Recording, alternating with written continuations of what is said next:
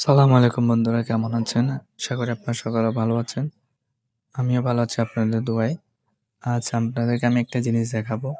আমরা যে খাবারটা খাই, ওই খাবারটার স্বাদটা কিভাবে আসে? কি না দিলে আমাদের খাবারটা স্বাদ হয় না? দেখুন, এখানে দেখা যাচ্ছে লবণ। এই লবণগুলো আমাদের খাবারের স্বাদটা নেই। সেই লবণগুলো হয়তো কত প্রসেসিং করা লাগে আপনারা সকলে জানেনও না। ওগুলো নদী থেকে পানিগুলো নিয়ে পানিগুলোকে ফিল্টারিং করা লাগে। পানিগুলো বিভিন্ন প্রসেসিং এর মাধ্যমে লবণগুলো উৎপাদন করে থাকে ওরা। লবণগুলো উৎপাদন করতে ওদের প্রায় অনেক রকমের প্রসেসিংয়ের মধ্যে পানিগুলো ছাঁকতে হয়। এবার পানিগুলোকে আলাদাভাবে প্রত্যেকটা ধাপে ধাপে পর্যবেক্ষণ করতে হয়। এবার পানিগুলো প্লাস্টিক বিছিয়ে একটা প্রতিদিন এরকম করে ছিটানো লাগে। একজন পুরুষ মানুষ যেটা ছিটাচ্ছে ওরকম করে ছিটানো লাগে।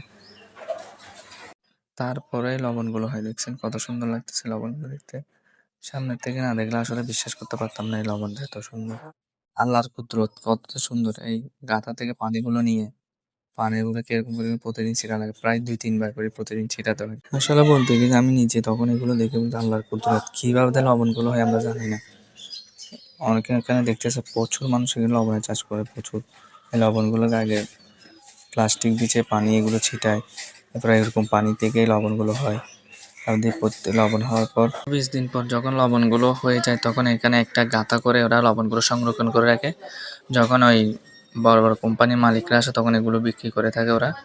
আসলে এই লবণগুলো আমরা কীভাবে হয় অনেকে জানতাম না। আসলে আমি নিজে দেখার পর নিজে অবাক হয়ে গেলাম। এই বাসার দিকে চলে আসার পর একটু বসে বসে ভাবতেছিলাম এগুলা। এরপরে সবুজ শ্যামল প্রকৃতি দেখতে লাগলাম। আসলে বলতে গেলে আল্লাহর কুদরত অনেক সুন্দর, অনেক সুন্দর অনেক।